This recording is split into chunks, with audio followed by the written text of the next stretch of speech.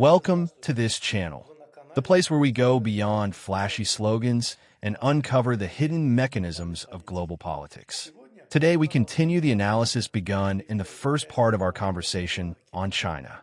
Back then, we looked at resources, the economy, and technology. Now it's time to explore what usually remains unspoken: the internal fractures and external vulnerabilities of the Middle Kingdom. Why does a country that looks monolithic actually live under the constant risk of sudden upheaval? Why do millions of surveillance cameras and digital control not guarantee stability? And how can China's geopolitical activism turn from a source of strength into a source of isolation? Let's examine all of this right now. When we talk about superpowers, we often view them through the lens of armies and economies. But the true resilience of any empire is defined by internal stability. At first glance, China presents an image of absolute order. The Communist Party controls everything, from a remote village in Sichuan's mountains to the skyscrapers of Shanghai. Surveillance systems, digital censorship, social credit. All of this creates the illusion of unshakable power. But the harsher the control, the deeper the hidden cracks within society. A key factor is the rigid monopoly of the party. The CCP does not simply govern the country. It is the system itself. Any form of opposition is crushed at birth. Political competition is absent. On the one hand, this ensures stability. No change of leadership, no electoral chaos, no sudden coups. On the other, society is deprived of legitimate channels to express discontent, which means that when frustrations accumulate, they erupt in spontaneous and sharp protests. A vivid example: the COVID protests of 2022. Millions of Chinese grew tired of endless lockdowns that paralyzed daily life and the economy. People took to the streets with slogans against censorship and the party's power, something extremely rare in China. And although the protests were quickly suppressed, their very emergence showed that pressure is building within Chinese society. Equally serious are ethnic and regional tensions.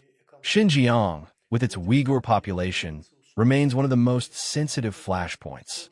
Beijing's harsh policies, re-education camps, total control, spark not only international condemnation, but also domestic instability.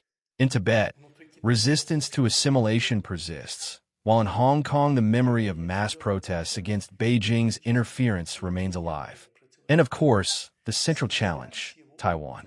For the CCP, it must be reunited, but for millions on the island it represents independence and democracy. Then comes regional imbalance. Eastern coastal cities live at the level of developed nations. Shanghai, Beijing, Shenzhen are the showcase of Chinese success. But much of inland China remains closer to the standards of poor Asian or African states. This contrast between rich and poor regions breeds hidden discontent and fuels social tension.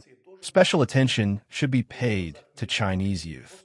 Millions of students study or have studied abroad in the US, the UK, Germany, France. There they see another world. Universities without censorship, free debates, open discussions about politics and the future. For many, returning home becomes a cultural shock. Within China, they must once again live under restrictions, filtered information, and pressure against dissent. These young Chinese do not yet form an organized opposition, but their worldview is changing. In the long term, this could become a serious challenge for the CCP. Here lies a paradox. On one hand, the party seeks to modernize the country and make it competitive. To achieve this, it sends students to the world's top universities. On the other hand, those same students bring back ideas of democracy and freedom that contradict party doctrine. This is a kind of Trojan horse built into China's own model of development. Thus, China faces an internal contradiction. To remain modern and innovative, it must engage with the outside world. But the more it interacts, the more values and ideas seep in that undermine the foundations of one-party rule. China's social stability is not a given. It is the result of constant balancing between control and modernization. And the tighter the grip, the greater the risk that one day the screws will snap. Now let's turn to another essential dimension of imperial strength: geopolitics. Every superpower has external seams along which it can be torn.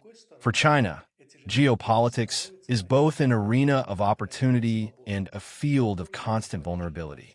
The more Beijing steps into the world, the more ties it builds, and the more points where those ties can be cut. If the main risk in the economy is slowing growth and debt, then in foreign policy, it is overestimating its own power and underestimating external resistance. The first knot that defines East Asia strategy is Taiwan. For the CCP, reunification is not just a foreign policy goal, it is part of domestic legitimacy. But any attempt at a forceful solution makes China hostage to consequences. Sanctions, broken supply chains, investor flight, technological blockade, risk of direct conflict with the U.S. and its allies. Even soft scenarios, prolonged blockade of the island, gray zone pressure on sea lanes, cyber attacks, law enforcement actions by the Coast Guard, carry risks of unpredictable escalation. Taiwan is not only about microchips.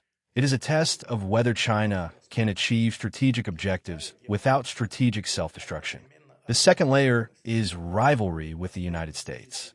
Washington is building a system of elastic containment around China, not an iron curtain, but a dense network of alliances, agreements, interoperability standards, intelligence sharing, logistics, and bases. This network includes Japan, South Korea, Australia, the Philippines, and Thailand. Add to this Quad and AUKUS, meaning joint technologies, submarine forces, and military training. For China, this means any crisis in the Western Pacific is no longer a bilateral dispute, but a coalition dynamic where Beijing's advantages evaporate quickly. To the northeast, Japan. Formerly still bound by a pacifist constitution, Tokyo is moving toward a counterstrike doctrine, boosting its defense budget, strengthening missile defense, and expanding long-range capabilities.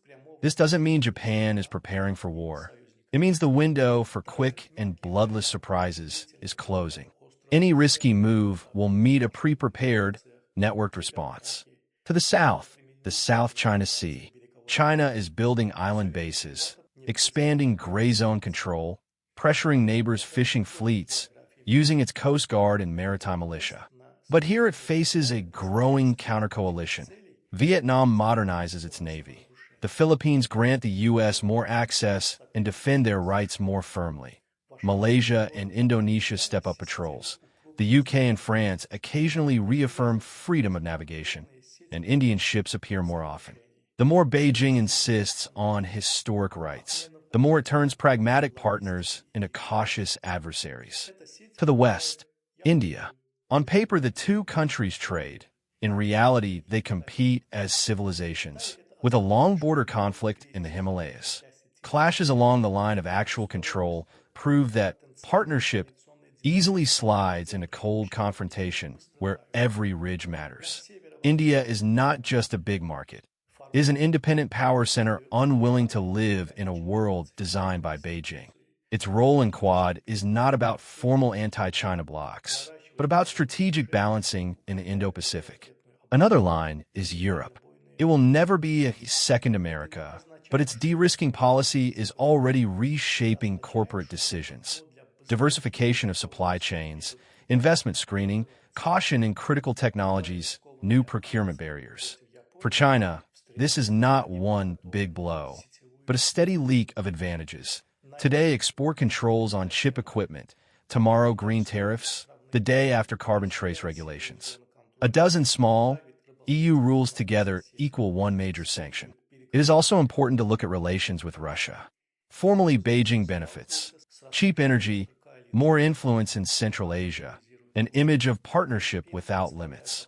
But in reality, the support is double-edged. On one hand, Russia is a buffer against the West. On the other, being too closely tied to a weakened Moscow makes Beijing look less like an independent player and more like a partner of an aggressor state. This intensifies sanctions, speeds up technological decoupling, and pushes Asian neighbors closer to Washington. The Russia tie expands China's tactical options while shrinking its strategic space. Then there is energy geopolitics. China depends on sea lanes from the Persian Gulf to the South China Sea. Any crisis, in Hormuz or Bab el-Mandeb immediately becomes a Chinese problem. Trying to bypass the seas through Central Asia and Russia helps diversification, but does not cancel the basic dependence. And the more Beijing builds overland axes, the more it ties itself to the political risks of transit states, from coups to sanctions. The Belt and Road Initiative is another source of ambiguity. On one hand, it is a global web of infrastructure, logistics, and contracts that expand influence and lock partners into long-term ties. On the other, it creates the image of a creditor overseer. Debt burdens, sensitive conditions, disputes over ports and energy grids. Partners have grown cautious. Governments change, contracts are revised, local elites play the China card against Beijing rather than with it. Investments remain, but the rise of soft pushback makes each new deal harder. Finally, the military dimension. China is expanding its navy, building aircraft carriers, developing missile forces, electronic and space reconnaissance. But technology is not the same as combat readiness. Experience in joint operations, long logistics chains, resilient command networks. These are things the U.S. and allies have refined over decades worldwide. China has far less field practice. In peacetime, this doesn't matter. In crisis, the gap between capabilities on paper and capabilities in action becomes a real risk. To grasp the scale of vulnerability, imagine a Taiwan or South China Sea scenario. Suppose Beijing steps up pressure, tighter blockade, interference with shipments, law enforcement operations in disputed waters. The response won't be linear. It will be a chain reaction. Targeted sanctions, embargoes on critical technologies, asset freezes, corporate exits, higher insurance premiums for shipping, stronger allied patrols, accelerated arms supplies to the island and its neighbors. The economic cost of such probing could outweigh any political gain. Beijing's key goal, to avoid strategic loneliness, would end up undermined by its own aggressive tactics. Another risk is asymmetrical neighbor reactions. They don't need to form a formal bloc to exert pressure. It's enough to grant U.S. allies access to ports and airfields, share surveillance data, standardize weapons and logistics, align export controls. In such a quiet coalition, each actor does just a bit, but the total impact on China is strategic. And then there is the paradox of trust. China wants neighbors to see it as the central hub of regional order. But each show of force, bomber flights, zone closures, red lines in diplomacy, sparks countermeasures. Hence the security dilemma. To feel safer, China strengthens itself. By doing so, it alarms neighbors. Alarmed neighbors strengthen and lean on the U.S. Seeing this, China feels threatened and strengthens again. Breaking this cycle requires transparency, restraint, long-term agreements to avoid incidents. Yet at home, it is far easier to sell toughness and resolve than caution. So, what is the main geopolitical risk for China? It is not the hostility of the outside world, but the gap between ambition and strategic patience. The global environment is becoming increasingly sticky. Every step demands not only power, but also flexibility, coalition diplomacy, and the skill of weaving long-term agreements. China is certainly capable of this. But if the domestic drive for immediate results prevails, Beijing risks entering a cycle of permanent overreach, where every local success is bought at the price of deepening isolation. That wraps up the second part of our discussion on China's weaknesses. We've seen how behind the impressive facade of power lie fractures, from internal contradictions to geopolitical traps. But the picture is not complete yet. In the next part, we'll examine how China seeks to offset these vulnerabilities with soft power, and why reputation itself could prove as dangerous a battlefield for Beijing as Taiwan or the South China Sea. Thank you for watching. Don't forget to subscribe and share your thoughts in the comments. Which of China's weaknesses do you see as the most serious?